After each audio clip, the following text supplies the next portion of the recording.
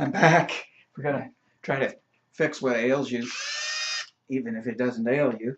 Enjoyed meeting a few of you over at the round table, and wish I could have met more of you, but I'll come back for a day and in a few weeks and just spend all day, maybe a Thursday or something, in the adjunct office, and you can come and see me at your leisure. Well, we're going to try and do a couple of different things today, and it's going to be difficult to accomplish all this, but I think we can do it. I want to talk to you about, obviously, your paper, a little bit about the stories. I've got some study questions about the stories as well to get to you, and those will be posted. So let's try to do this together. So, of course, what we're talking about is, remember this? I kept saying this over and over again. All the worksheets did, and by the way, the one that I posted as part of your essay description, and take your time on that, one step at a time. But the little link I put up was excellent about writing about literature, all about focus. So let's take this setting situation. You know, setting is time and place, of course. And you can say, oh, who cares? Doesn't really matter a whole bunch, does it? And I'm going to say, yes, it does. So I like to ask this question about Kate Chopin's The Storm, which is a little scandalous. Certainly it was scandalous during its time. And maybe it scandalized you a little bit too.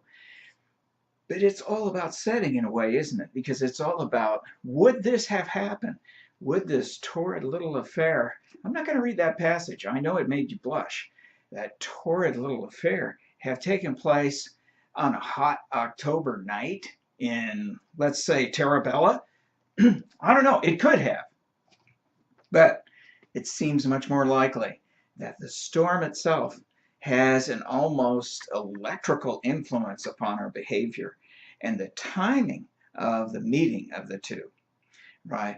Bobino, Calixta, and they just come together. It has a lot to do with what is the backdrop, what is the atmosphere, time, place, and atmosphere of the story.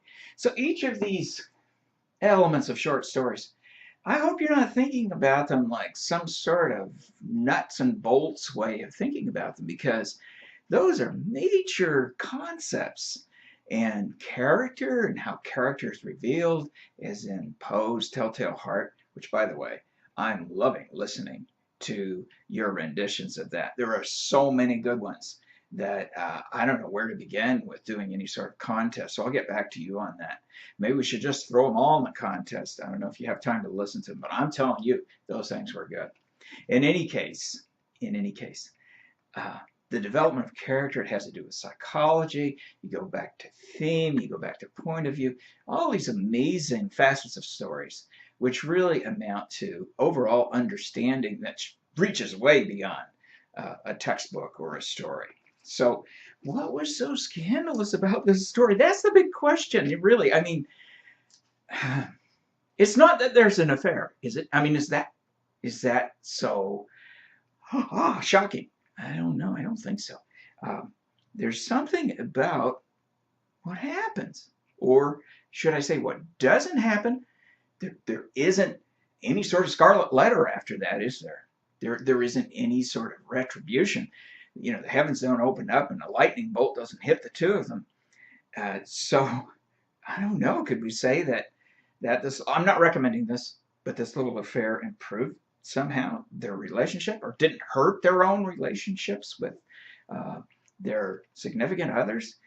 I don't know. Well, to propose that is a pretty scandalous proposition. So let's get to writing. Focus, focus, focus. So if we made a claim along the lines of about this story, and don't do this, but if you made a claim along the lines of setting is of prime importance in Kate Chopin's The Storm, I'm going to have to commit to that thesis. You guys are getting very good at this, but I'm going to have to commit to that thesis. I'm going to have to stay with it, not wandering off. I'm not talking about different elements of the story. I'm not talking about scenes in the story that don't pertain to my point. If it doesn't pertain to my point, I don't mention it. And I'm going to focus my point, and I'm going to drive it home. So here comes the promised talking to a chair. So here's my chair. Oh! I'm going to talk to my chair because I'm going to put him up here. My chair represents my opposition when I'm waging an argument. And when you wage an argument about literature, it's not that different from waging an argument about just about any topic, because you are going to have to answer to objections, real and imagined. And sometimes it's better if you did imagine the objections. Excuse me. So you're talking to your chair. What are the weaknesses in the point that I'm making? What are the exceptions to it? What do I have to answer to my chair, which represents my opposition, in order to make sure that I have made my point in a rational manner? And there could definitely be exceptions and objections to that point. I'm sure you can think of any number of them. And you basically argue your point very strongly. So what do I use to argue this? Obviously, reasoning. I'm going to expand the reasoning throughout the paper. I'm going to have transitions. I'm going to have logical connectors that connect me back to setting. It's okay to use an echo word, we call it, like setting. You're not being repetitious. You're actually just committing to a point and staying with that point throughout your essay. So settings maybe is going to occur at any number of times. I've got to define that. I've got to expand on that. And I've got to do what an attorney does, a good one. An honest one. Yes, there are many.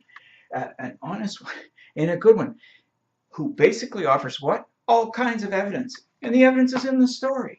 You don't have to consult other sources if you don't want to. But certainly you've got an abundance of evidence that you can use that is right there embedded in the story. You pull it out. You get the quotations. You get the support. You get the paraphrases. And you plug in those parentheticals.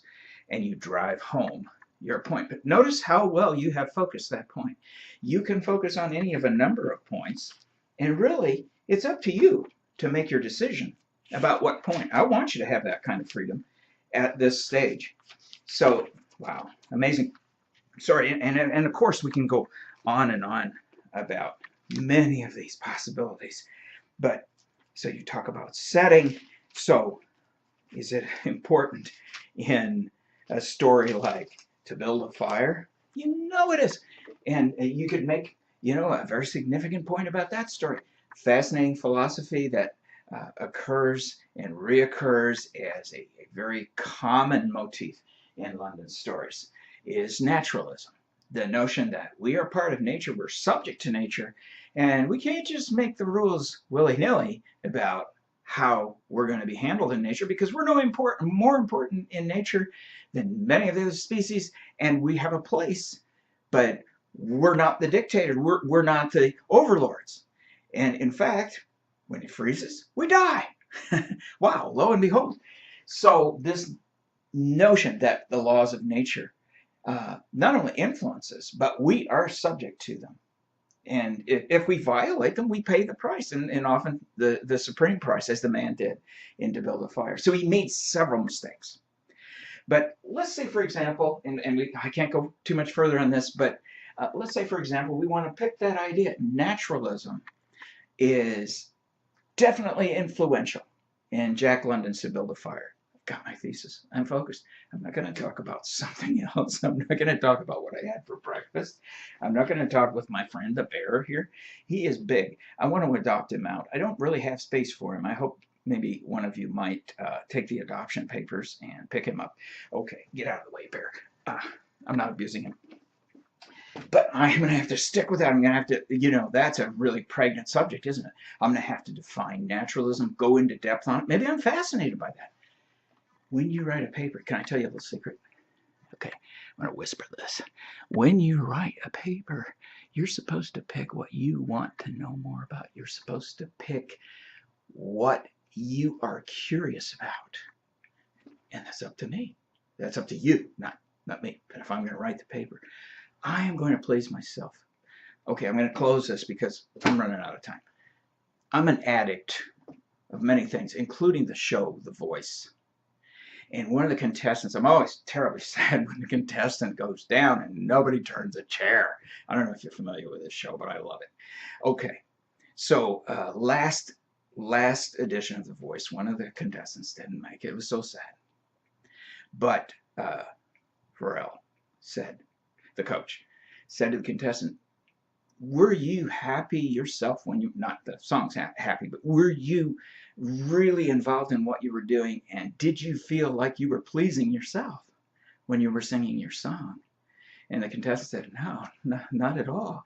And that's what he said. He said, come back next year, but go and get to the point where what you're doing reinforces what you want to feel, what you want to get out of it. You feel rewarded. And that's really the bottom line in this. Obviously, there are expectations, but within that, you should learn what you want to learn more about and really, really go with it. Okay, wow, enough said, and hope that helps a little bit. That's the limitation of the time, and my brain cells, they're all worn out anyway.